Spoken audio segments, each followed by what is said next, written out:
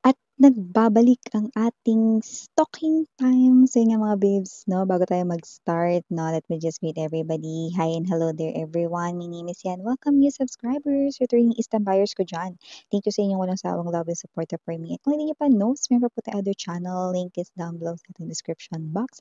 So if interesado, i-click lamang yung link na yan para mapunta kayo there at araw-araw ay naka-upload tayo ng collective readings for all signs doon. At yun yung natin gender dito. So bahay, lalaki, LGBT, lahat ay welcome. Pwede pong i-switch ang mga roles dahil possible talaga magkapalit-palit kasi general reading ito. No? And at the end of the day, lahat ay may free will if you want to claim the messages or not. No? So ngayon, i-stalk natin no, ang person on your mind or ang pinaka-kumukonek sa inyo. No? Wow, nasagi na natin ito agad-agad. So let's see, we have here the two of water energy. Oh, you are in connection, no?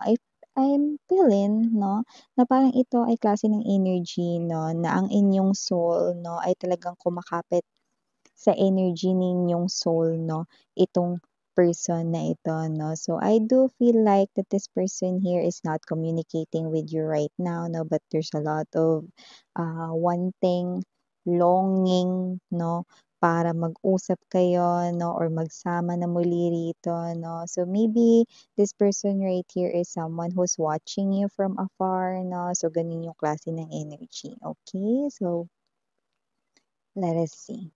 If you have a specific person on mind, you can think about that person right now. You can visualize his or her face right now. So, makuha natin yung energy niya rito. Ano? And yung iba, wala kayong specific person rito. No? Let's see kung sino itong kumukonek sa inyo energetically. But that's the first message that we've got. Okay? This person here is connecting sa inyo energetically. And yes, telepathically, this person here is wanting to send you messages right in here. No? And as per your psychic medium right in here, I'm gonna tell you the messages he or she wants to tell you, guys. Okay, so malaya kayong i-claim ang mga mensahe if you want. Okay, we also have here call, or that's the judgment energy, messenger of earth, moon, magician,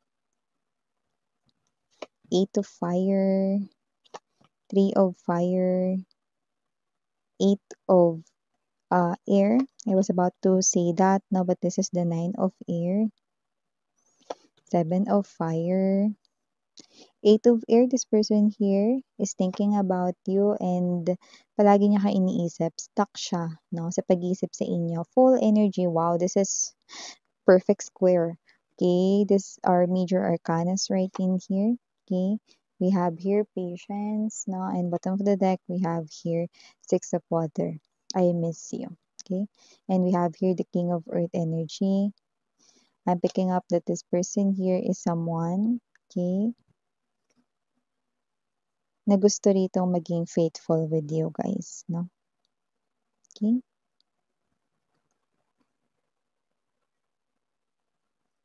So I am picking up that yeah, we just heard wait for me, yan, no?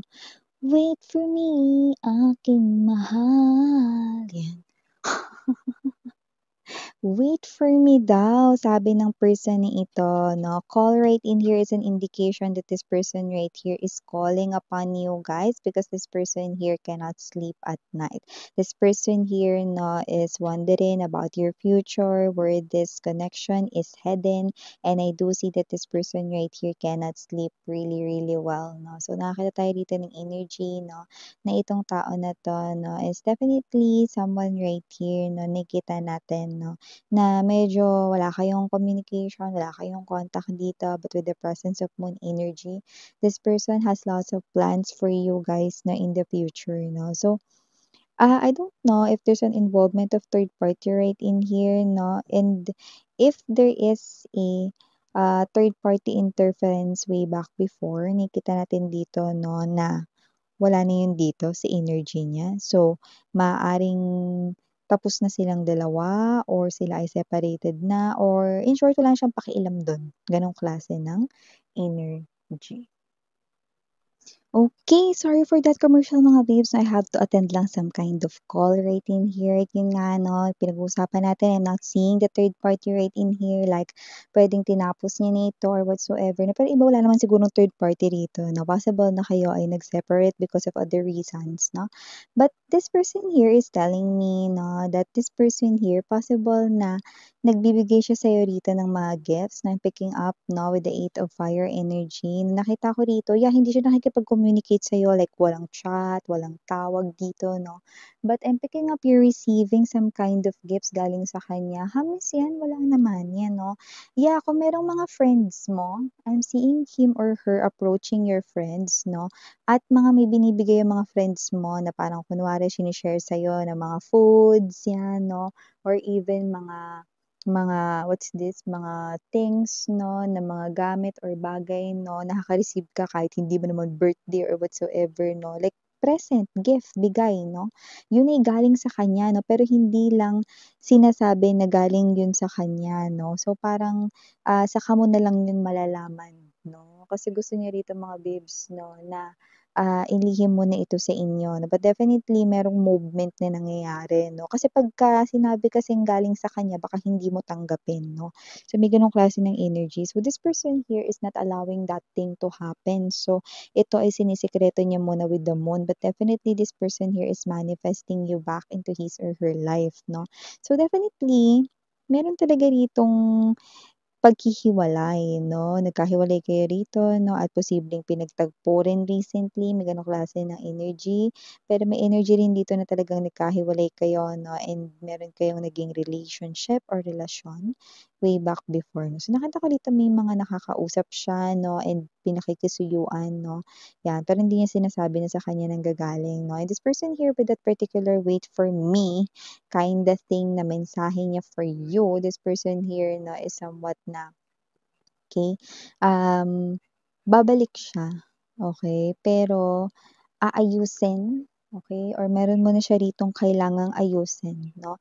Bagay na posibleng ayaw niyang maging hadlang sa inyong dalawa 'no, na muling pagsasama 'no. Kung ano man 'yon, aayusin niya yung bagay na 'yon na hadlang or nakikita niyang hadlang sa muli ninyong pagsasama 'no. Aalisin niya 'yon 'no or, lilinisin niya muna yung parte na 'yon 'no, bago siya rito magbabalik sa inyo 'no. Justice, sabi ko nga sa inyo 'pag ang justice at lumabas talaga 'no, kasama ang judgment. Ang call kasi rito sa tarot deck na 'to, sa classic tarot judgment 'yan. So 'pag lumabas 'tong dalawa na 'to, ibig sabihin 'no, ito ay klase 'no, ng energy na talagang super serious talaga 'no. Ito yung klase ng energy 'no, na hindi lang basta ibabalik kundi talagang gagawin rito ang lahat-lahat 'no, upang magbalik ang dati ninyong samahan 'no. So yun na kanyang energy 'no. So hindi talaga as in patay ang inyong communication kasi kahit na hindi niya rito pinapakilala yung kanyang sarili 'no, meron kang mga natatanggap na mga bagay na galing sa kanya 'no. Kaya kahit sa simpleng mga coworker mo lang, "Uy, friend, ito kuha ka rito ito, 'to, sa'yo 'to." 'Yan 'no. Pero hindi mo alam, galing pala yun dito sa person na ito na sa inyo 'no. This person here is very serious 'no. Sa sobrang seryoso niya rito 'no, nakikita ko rito 'no, tignan mo 'tong itsura niya rito, hmm. Alam mo stress siya, okey? With the King of Earth energy, puno ng pag-alala ito 'no.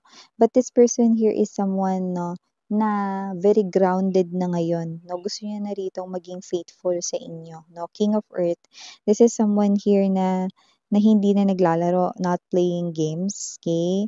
This is someone who's mature and wanting that kind of energy na commitment talaga 'no, yung commitment talaga 'no. And this person right here na may energy siya dito na kung hindi niya kayo napakasalan way back before, pakakasalan niya kayo, you know.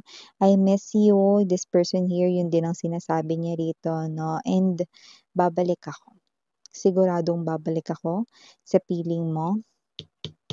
Full card energy. This is something here that you do not know because akala mo wala na yung tao na yun, hindi na yun magbabalik sa life ko, whatsoever, no? This is something here that you do not know and will caught you by surprise. But this person here will eventually, okay, siya mismo ang tutupad ng sarili niyang wish. Okay? That's why this person here, umpisa pa lamang ng ating reading, no? Sabi niya, hintayin mo siya. Yan, no? Wait for me, aking mahal. Yan ang tangi kong dinarasal. Will you wait for him? Yan, no? Will you wait for him? Or will you wait for her? Yan ang itanong mo sa iyong sarili, no? Kasi nakikita natin dito, no, na halo ang energy ninyo. May energy kayo rito, no, na gusto ko sana miss yan, kaso maaaring baka masaktan lang ako ulit ng tao na yan, no? May energy kayong ganun. Yung iba naman, ako miss yan, hindi na ako naniniwala dyan, no? Kahit na meron pa akong feelings dyan, parang ayoko na. Yan, no? May mga ganun. Pero gayon pa man, no, alin man kayo dun sa magkahati na enerhiya na yon, no? Ang person ninyo, iisa lang ang lumalabas dito. Okay? Babalik talaga siya rito. Okay? At yun nga talaga yun, no? This person here is serious, no? 202% serious, no? This person here, no, aayusin niya muna, hindi pa ito yung tamang pagkakataon daw upang kayo ay magsama, pero makakaasa kang babalik akong talaga, no? Hindi man ito ang tamang oras na tayo ay magsasama, makasisiguradong babalik akong sa'yo talaga. Yan. Kaya kung sino man 'tong energy na 'to, no, kahit siya, lalo siya. Lalo na siya, na may energy siya rito, no, na tinitiis niya lang talaga ditong mawalay sa inyo, no, pero hindi niya na kaya. Okay? Pero, dahil nakikita ko rito, no, na tunay na minamahal niya na kayo ngayon, nakikita ko rito na gusto niya munang ayusin rito yung sinasabi ritong malaking hadlang or posibleng maging hadlang, no, aayusin niya muna yun, no, sa inyo ritong pagkakabalikan, no. So, nakikita ko rito, no, na itong inyong temporaring pagkakawalay daw sa kanya, no, ay temporary lamang, no, at hindi ito magtatagal, no. So, ano man ang mangyari, no, ako'y uuwi sa iyo. Yan, no. Pa-Joey na daw siya, no. Baby. Yan, we just heard the word baby. Baka baby yung tawagan ninyo or kahit ano ha, basta may tawagan kayo. Mahal ko, asawa ko, yan, no. Bebe ko. O kaya naman, no, pwede rin naman na babe or kahit ano, honey, my love so sweet. Yan, no. Yan. Okay, kahit ano, no, love, mga ganyan. Okay? So, kahit anong tawagan ninyo. Okay? So, nakita tayo dito ng energy coming from your person, and this person here is somewhat, no, trying din, no, na pakalmahin yung sarili niya, no, kasi, okay, ibang level yung pagka-miss niya sa'yo, okay? Hindi ito yung miss ka lang niya, ito yung level ng, 'di ba merong miss, mas miss, pinaka-miss, no? So, kung meron pang lalampas sa pinaka-miss, no, okay, like kung ano man yung pwede na todo-todong miss to the highest level miss, yun. Miss na miss niya kayo. Okay? So, sa ngayon, no, itong inyong temporaryong pagkakawalay, no, ay ang pag-ayos niya rito, no, sa kung ano man yung mga dapat ayusin para hindi rito makasagabal sa inyong dalawa, no. So, kung sino man tong energy na to, no, this person right here, I'm picking up, no, na kasi nakakuha tayo dito ng energy na parang yung lahat ng effort, yung buong lakas niya, okay? And even money, okay, nilalagay niya rito or ini-invest niya rito sa isang lugar na mas magpapa-improve dito, no, ng inyo ritong connection. So, probably this person here, no, is taking care of you even he or she is not around physically. Hindi mo siya nakikita physically, no, pero gumagawa siya ng paraan, no, using other people around you, no. Definitely, malalaman mo din yan. Okay? Pero nasa inyo kung tatanggapin mo siyang muli. Okay, so for the initials right in here, yes, we do have, wow, it's a lot. Okay, can we start now? We have here letter R. We also have here T, P, I, K, E, N, F, M, and last but not the least, we have here the letter C. Okay, so yeah, ito yung mga messages right here for you guys. Thank you so much for your time here, babe. And again, I'm Miriana on me. Sarang Hiya, Love and Light. And